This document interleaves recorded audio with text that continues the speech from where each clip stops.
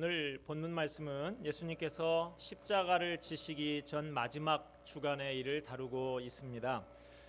예수님은 성전이 있는 예루살렘에서 가까운 베다니 마을에서 하룻밤을 쉬시고 다음날 이른 아침에 예루살렘 성전을 향해서 올라가십니다. 많은 위선자들과 거짓 종교 지도자들이 우글대고 있는 그 썩어빠진 성전을 마음에 생각하시면서 예루살렘을 향해서 올라가십니다. 아침 식사를 하지 못해서 시장하실 참인데 예루살렘 성을 향해 올라가시는 길에 길가에 잎이 무성한 무화과 나무 한 그루를 발견하게 됩니다.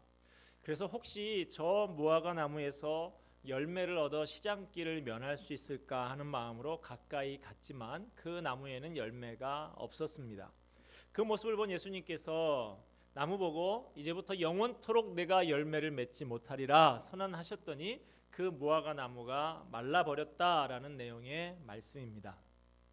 본문의 내용을 잘 이해하기 위해서는 이스라엘 나라에서 자라는 무화과 나무에 대해서 좀 알 필요가 있습니다. 이스라엘에서 무화과는 1년에 2번 열린다고 그래요.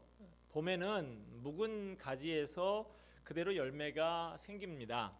이 열매는 그리 먹을 만한 것이 못 되는 좀 부실한 열매예요. 맛이 없고 부실합니다.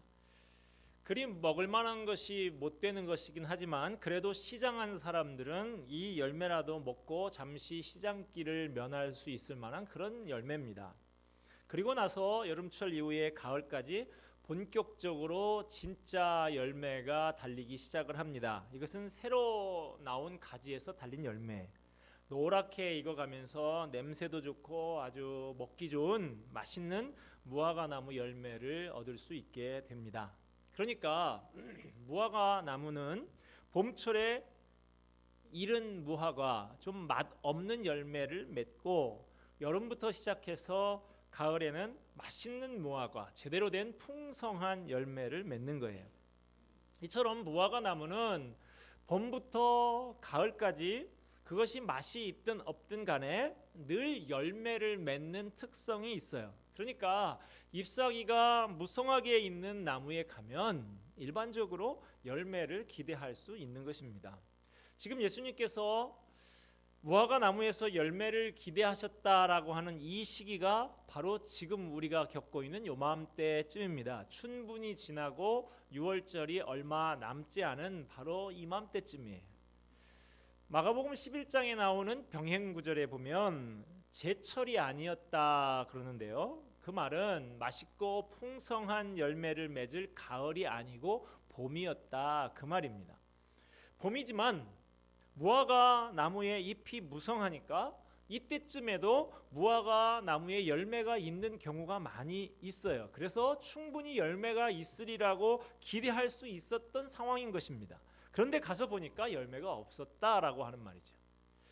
봄에 맺는 좀 부실한 열매, 그것이라도 있기를 기대했는데 그것마저 없었습니다. 그래서 주님께서 실망하셨어요. 무화과 나무에 잎이 무성하면 열매가 있는 법인데 열매가 없었다. 이것은 창조주께서 기대하시는 열매를 맺어주지 못하는 비정상적인 나무라고 할 수가 있습니다. 예수님은 이 나무에 대해서 심판의 말씀을 하고 계세요.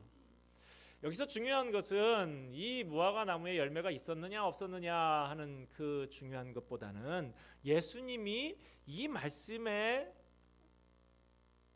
주시는 의미를 우리가 이해하는 거예요. 예수님께서 여기 이 나무를 도대체 왜 저주하셨느냐, 어떤 뜻을 가지고 했느냐, 이것이 중요합니다. 예수님께서는 40일 동안 금식하고 줄이시고 나서도 사람이 떡으로만 사는 것이 아니요 하나님의 입으로 나오는 모든 말씀으로 산다라고 말씀하시던 그런 분입니다. 지금 배가 고파서 역정을 내시는 게 아니에요. 이 열매 없는 나무를 심판하시는 것을 통해서 우리에게 주시는 메시지가 있는 것입니다. 우리가 성경에 나타난 기적들을 공부해 보면 기적은 기적 그 자체보다 그 기적을 통해서 전달하려고 하는 메시지가 중요한 것입니다. 그래서 그러한 기적을 가리켜서 복음서에서 아주 독특한 표현을 쓰고 있는데요. 표적이라고 하는 표현을 써요. 표적, 영어로 하면 사인이라고 하는 것이죠. 이 기적을 통해서 전달하고자 하는 어떤 사인이 있다라고 하는 것입니다. 원래 히브리인들은 때로는 기이한 행동을 통해서 어떤 메시지를 전달하는 전통을 가지고 있습니다. 그것이 그들이 전달하고자 하는 교훈을 표현하는 하나의 방법이에요. 그럴 때 그 기이한 행동은 행동 자체가 그렇게 의미가 있는 것이 아니에요. 저 행동을 통해서 저 사람이 무슨 메시지를 전달하려고 하는가, 그것이 중요한 것이죠. 그런 사례가 성경에 여러 군데 나오는데요. 한 가지 예를 들자고 하면 열왕기상 11장 29절에 보면 아히야라고 하는 선지자가 나옵니다. 이 선지자가 어느 날 여로보암이라고 하는 당시의 사람에게 그 왕 앞에 나아가서 옷을 12조각으로 찢어요. 찢은 다음에 10조각을 여로보암 왕에게 바칩니다. 이것이 무슨 의미냐 하면 지금 통합 제국으로 통합 국가로 있는 이스라엘 나라가 잠시 후에 북쪽 이스라엘과 남쪽 유다로 갈라지게 된다는 거예요. 그리고 북쪽 이스라엘 왕국에는 10개 지파가 따라가게 될 것이고 2지파는 남쪽에 남게 될 것이다 라는 것을 상징하는 하나의 퍼포먼스를 하고 있는 것입니다. 그 메시지를 알아듣는 것이 중요한 것이죠. 한 가지 더 예를 들자고 하면 예레미야서 27장에 보면 하나님이 어느 날 예레미야 선지자를 불러서 이상한 행동을 하라고 명령을 하십니다. 예레미야야, 너는 줄과 멍에를 내 목에다가 걸고 다녀라. 이상한 행동이죠. 줄로 목을 칭칭 감고 소나 말이나 매는 멍에를 메고 거리를 돌아다니라고 하세요. 이것은 메시지예요. 특이한 행동을 통해서 충격적인 메시지를 백성들에게 전달하고자 하는 것입니다. 여러분, 이렇게 줄을 목에다가 칭칭 감고 노예처럼 걷는 것, 예레미야는 이것을 통해서 그 민족에게 이 민족이 잠시 후면 이런 신세가 될 것이다, 바벨론의 포로로 끌려가서 노예가 될 것이다, 이것을 말하고 있는 것입니다. 이런 기이한 상징적인 행동을 통해서 메시지를 전달하고 있는 것이죠. 성경 밖에서도 고대 사회에 이런 예가 여러 나오고 있습니다. 그리스의 철학자 디오게네스는 대낮에 등불을 켜고 램프를 들고 돌아다녔다라고 하죠. 무슨 말을 하려는 것일까요?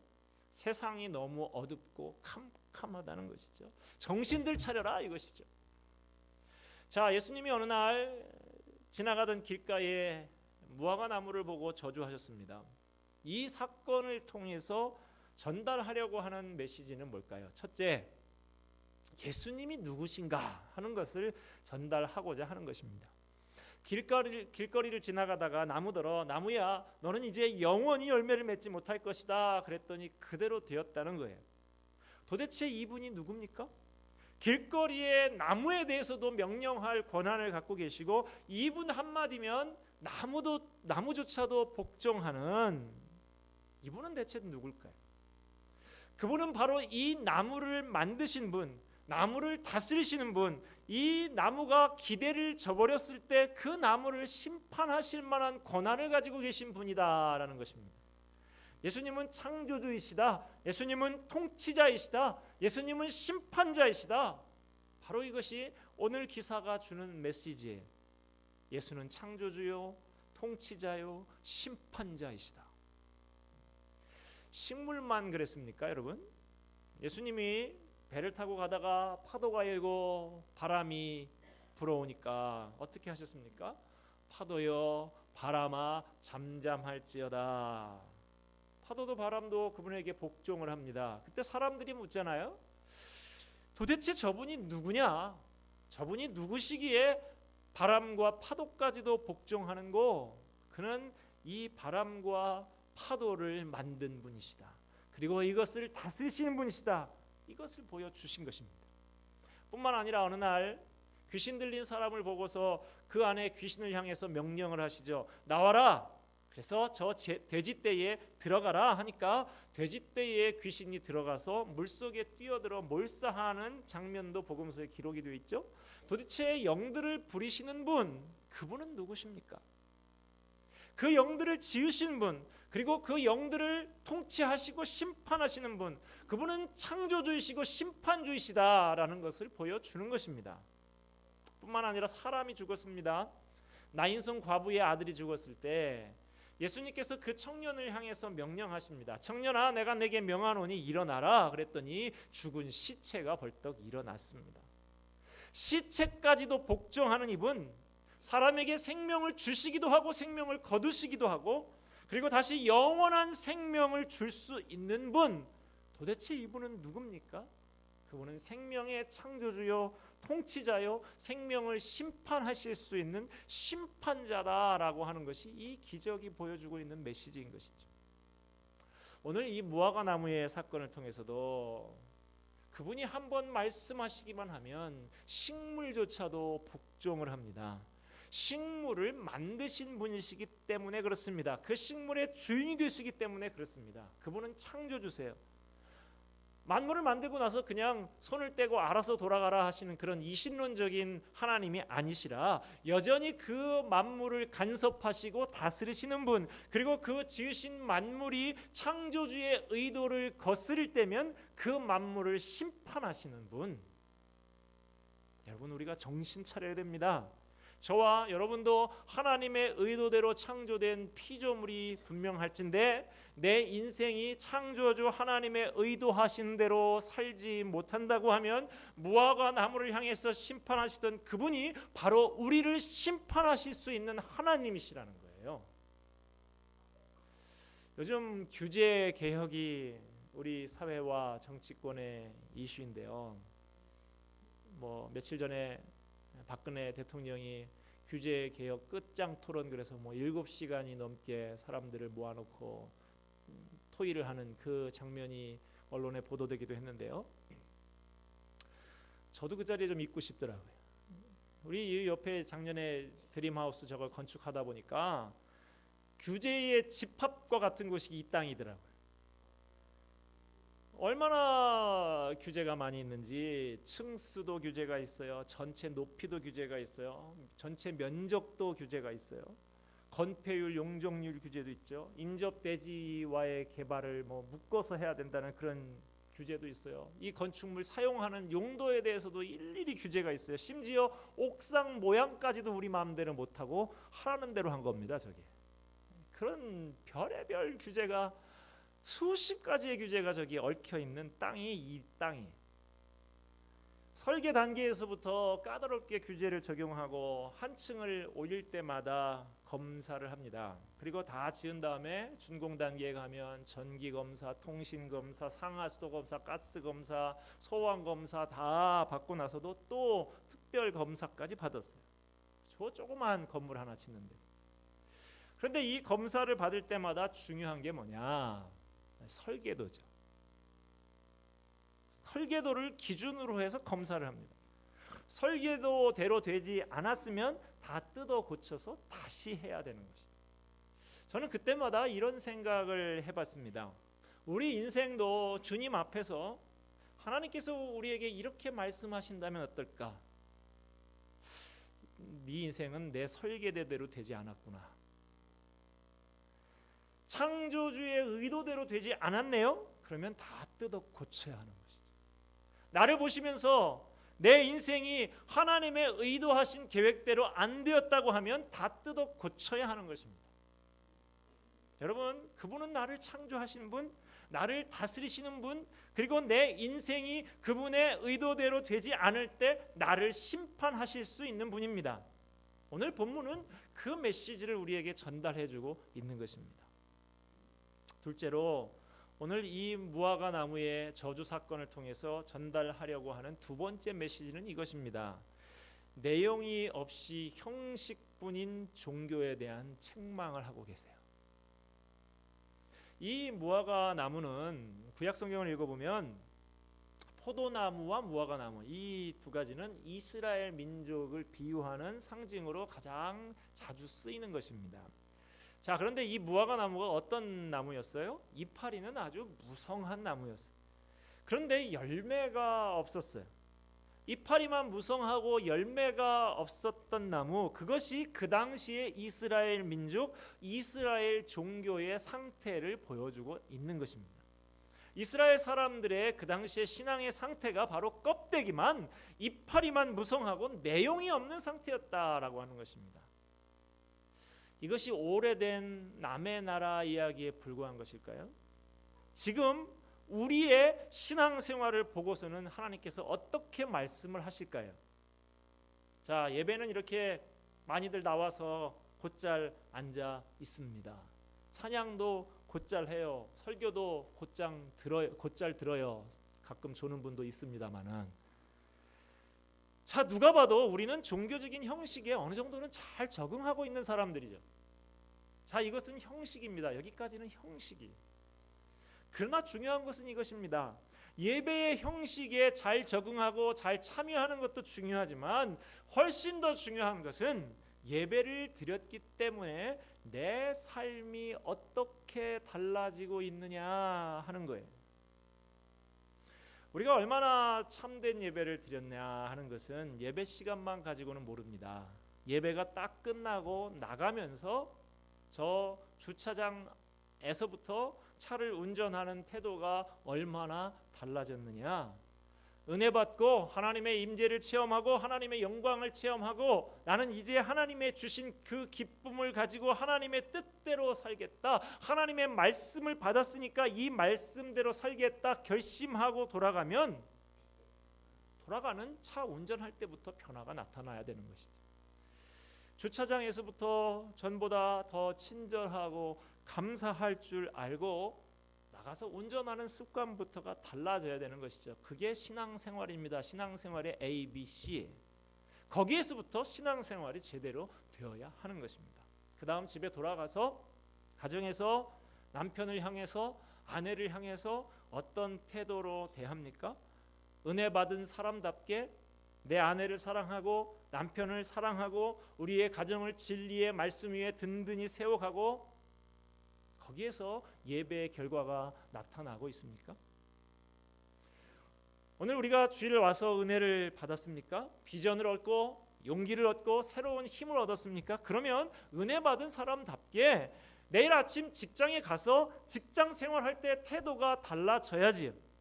그리스도인답게 하나님의 백성답게 주어진 책임을 성실하게 감당하고 소금으로 빛으로 살아가는 삶의 모습이 직장 생활의 현장에서 나타나야 마땅하지 않겠습니까? 그것이 내용이라 하는 거예요. 그게 열매라 하는 것입니다.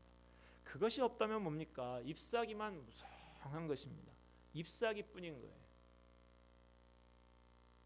신앙생활을 하는 것이 아니라 종교생활을 하고 있는 것이죠. 하나님 보시면서 뭐라고 하실까요? 너 맨날 잎사귀만 만드는구나. 잎사귀만 무성하구나. 내용이 없구나. 그렇게 평가하실 수 있어요.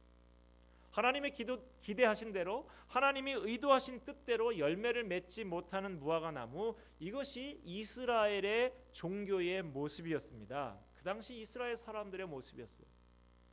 오늘 우리가 묵상하는 본문 무화과 나무의 저주 사건, 이 바로 앞부분 문맥을 살펴보면 그 앞에 12절부터 17절까지 어떤 사건이 나오느냐, 소위 성전 청결의 사건이 나옵니다. 예수님께서 예루살렘 성전에 들어가셔서 성전을 장사터로 만들고 있는 사람들을 쫓아내신 사건이죠. 그러면서 내 성전은 기도하는 집인데 장사하는 곳으로 만들지 말라, 강도의 구렬로 만들지 말라 하면서 꾸짖고 내쫓으십니다. 그 당시에 예루살렘 성전의 상황을 우리가 좀 이해할 필요가 있는데요. 구약 율법에 의하면 이스라엘의 모든 사람들은 1년에 3번 이상 이 예루살렘 성전에 와서 제사를 드려야 됩니다. 성전에 제사를 드리러 올 때 그냥 오는 것이 아니고 그 삶의 형편에 따라서 뭐 가난한 사람은 비둘기, 조금 넉넉한 사람은 양, 더 여유가 있는 사람은 소도 가지고 와서 잡아서 제사를 드립니다. 그런데 이스라엘이 뭐 우리나라보다도 좀 작은 강원도만한 그런 땅이긴 합니다. 남북으로 길쭉한 땅인데요. 예루살렘은 중간에서 약간 밑에 쪽에 남쪽에 있는 지점에 위치하고 있어요. 남쪽에 약 3분의 1 지점이라고 할까요? 그러면 저 북쪽 저 끝에 있는 단 지파가 있는 그쪽에서부터 여기까지 가려면 어린 아이들까지 다 대동하고 노약자와 함께 가려고 하면 어쩌면 한 달 가까이 걸릴 수도 있는 그런 상황입니다. 거기다가 제물로 양까지 가지고 와요. 양이 또 그냥 옵니까? 물도 먹어야 되죠. 꼴도 먹어야 되죠. 이게 보통 어려운 것이 아니죠. 오다가 잘못해서 1년 된 흠없는 양으로만 제사를 드려야 되는데 이 잘못해서 넘어지기라도 해서 까지기라도 하면 당장 또 다시 돌아가서 다시 가져와야 되는 그런 어려운 점이 있었던 것이죠. 그러다 보니까 사람들이 이제 머리를 쓰는 거죠. 야, 그렇게 할 게 뭐 있냐? 돈을 가지고 가서 그 성전 주변에 가서 양을 사서 제사를 드리면 번거롭지도 않고 다시 발걸음을 다시 하는 일도 없고, 이렇게 해서 차츰 먼 지방에 있는 사람들은 양을 가져오지 않고 성전 주변에 와서 양을 산 것이죠. 자, 그러다 보니까 이제 성전 주변에는 장사치들이 차츰 꼬이게 되어 있습니다. 그런데 여러분, 장사는 목이라 그러죠. 어디에서 장사를 하면 제일 양을 잘 팔 수 있을까요? 성전 문 바로 앞, 아니 아예 성전 안에 들어가서 장사를 할 수 있다고 하면 장사가 훨씬 낫잖아요. 우리 여전도에서도 장사를 하면 수익 사업을 한다고 김도 팔고 뭐 떡국도 팔고 식게도 팔고 할 때 보면은 어디서 합니까? 저쪽 구석에 가서 합니까? 사람들이 복잡해도 여기서 올라가는 가장 중요한 메인 통로에 서가지고 뭐라고 해도 그렇게 꼭 거기서 하려고 하는 거 아니에요? 목이니까. 바로 이런 문제가 있었기 때문에 이 성전의 권한을 가지고 있는 제사장 그룹들이 이 장사치들하고 결탁을 해서 내가 좋은 목에다가 성전 안에 있는 아주 핵심적인 자리에다가 한 자리 줄 테니까 너 나한테 얼마 줄래? 이렇게 되는 거예요. 이 사람이 예를 들어서 100만 원 주고 자리를 샀습니까? 또 다른 사람이 가서 나는 500만 원 주겠다, 1000만 원 주겠다. 나중에 이것이 엄청난 눈덩이가 돼서 커진 게 된 것이죠. 그러면 그 장사치는 그 돈을 줬으니 또 그냥 맙니까? 이 양에서 붙여서 팔아먹는 것이죠. 또 뿐만 아니라 살짝 흠이 있는 것도 적당히 가리워가지고 제물로 쓰일 수 없을 만한 물건도 팔아 넘기는 것이죠. 이렇게 이 제물을 사는 과정에서 성전 관리권을 가지고 있는 제사장들과 상인들이 서로 결탁해서 서로 막대한 이익을 서로 나누어 가지고 있는 그런 상황에 있었던 것이죠. 또 외국에서 오는 유대인들이 헌금을 드리는데 외국 돈을 드리면 안 된다라고 해서 돈을 바꾸는데 그 예루살렘 성전 안에 있는 이방의 뜰에 환전소를 설치를 해요. 그래서 그 과정에서 역시 제사장과 상인들이 막대한 이익을 공유하는 것입니다. 그러니 제사장들이 밤낮 제사를 집행을 합니다만 뭐 중들이 제사에는 관심 없고 제밥에만 관심이 있다고 하듯이 마찬가지로 이 제사장들 머릿속에는 무슨 생각으로 가득 차 있을까요? 돈에 대한 욕심, 어떻게 하면 더 머리를 잘 쓰면 더 많은 돈을 얻을 수 있을까라는 이런 생각으로 가득 차 있었던 것입니다. 겉으로는 거룩한 예식이 집행되고 있지만 그들의 머릿속에는 돈 버는 궁리로 가득 차 있었던 거예요. 신앙의 본질은 외면되고 엉뚱한 것으로 가득 찬 것이 바로 예루살렘 종교의 예수님 당시의 모습이었던 것입니다. 위선이에요. 열매가 없으면서도 있는 척해요. 아무것도 모르면서 아는 척합니다. 아무것도 된 것이 없는데 된 것처럼 말해요. 아무 능력도 없으면서 마치 무엇이나 할 수 있는 것처럼 큰 소리를 치는 것입니다. 이것은 당시 예루살렘에서만 일어날 수 있는 일이 아닙니다. 비슷한 상황이 오늘날 우리들에게도 있을 수가 있어요. 오늘날 우리들의 삶이 얼마나 신앙의 본질적인 것들로 채워져 있을까요? 내가 하나님을 만나고 하나님을 예배하고 그 결과 내가 하나님의 임재와 하나님의 영광을 안고 얼마나 주님 앞에서 올바른 삶을 살아가고 있을까요? 만약 우리의 삶이 이파리만 무성한 무화과 나무와 같은 삶이 된다고 하면 그것은 하나님의 심판의 대상이 될 수 있다. 이것이 본문의 말씀을 통해서 오늘 우리에게 다가오는 하나님의 엄숙한 경고인 것을 기억하시기 바랍니다. 내용 없는 형식뿐인 종교, 신앙생활이 아니라 종교 생활에 그치고 있는 데 대한 하나님의 심판의 경고가 오늘 이 말씀을 통해서 사랑하는 하나님의 백성들을 향해서 아픈 마음으로 전달되고 있는 것입니다. 그렇다면 오늘 저와 여러분들의 신앙 행태 속에는 어떨까요? 형식은 있어요. 이미 예배당 안에 지금 이렇게 들어와 있으니까 우리에게 형식은 있습니다. 이제부터 중요한 것은 내용입니다. 얼마만큼 내용이 있는 신앙생활을 하느냐 하는 것입니다. 바라기는 저와 여러분의 삶 속에 하나님의 영광이 임하고 하나님의 능력이 임하고 그래서 형식만 남아있고 무늬만 있는 신앙생활이 아니라 하나님이 기뻐하시는 삶의 내용으로 속이 꽉 채워진 삶이 되기를 바랍니다. 이 무화과 나무 사건을 통해서 예수님께서는 제자된 우리들에게 열매를 맺어야 한다고 가르치고 계십니다. 무화과 나무는 별로 시각적으로 아름다운 나무는 아니에요. 또 이것은 무슨 땔감이나 제목이 되거나 건축용으로는 전혀 쓰기 어려운 나무입니다. 꽃도 별로예요. 무화과 나무는 오로지 한 가지 목적을 위해서만 존재합니다. 열매입니다. 오직 열매를 위해서만 무화과 나무는 존재의 의의와 가치가 있는 것이죠. 자, 저와 여러분, 우리 그리스도인들이 존재하는 목적, 하나님의 백성들이 존재하는 목적, 우리가 살고 있는 목적은 뭘까요? 꽃을 위해서가 아니에요. 폼 잡으라고 존재하는 것 아닙니다. 우리가 존재하는 목적은 뭘까요? 열매입니다. 하나님이 기뻐하시는 삶의 열매, 그 열매를 통해서 주님께 영광을 돌리고 이 땅에 하나님의 영광을 드러내려고 존재하는 것입니다. 우리가 존재하는 목적이 바로 열매예요. 그러니 중요한 것은 내게 열매가 있느냐 하는 거예요. 최소한의 열매라도 요구하십니다. 뭐 꼭 좋은 열매가 아니라도 4월에 그 시금털털한 무화과 정도 되는 최소한의 열매라도 우리에게 요구하시는 것입니다. 오늘 내 신앙이 열매를 맺고 있습니까? 교회 나온 지 몇 년 되었냐? 그건 하나도 중요한 것이 아닙니다. 교회에서 무슨 일을 하고 있느냐? 어떤 직분을 가지고 있느냐? 그것도 중요한 것이 아닙니다. 어떤 열매를 맺고 계십니까? 사랑을 받았으면 사랑의 열매를 맺어야죠. 용서를 받았으면 용서의 열매를 맺어야죠. 긍휼하심을 입었으면 긍휼의 사람이 되어야죠. 하나님의 큰 은혜를 받았으면 겸손이라고 하는 열매를 맺어야 하는 것이죠.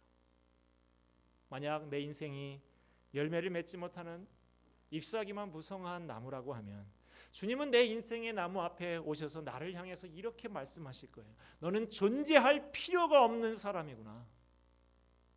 이 책망이 두렵거든.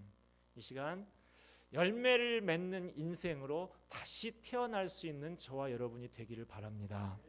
이 시간 다시 기도하며 다시 성령의 충만을 받고 새롭게 되어서 감사의 열매, 사랑의 열매, 은혜의 열매를 풍성히 맺는 인생으로 살아가게 되시기를 주님의 이름으로 축원드립니다. 기도하겠습니다.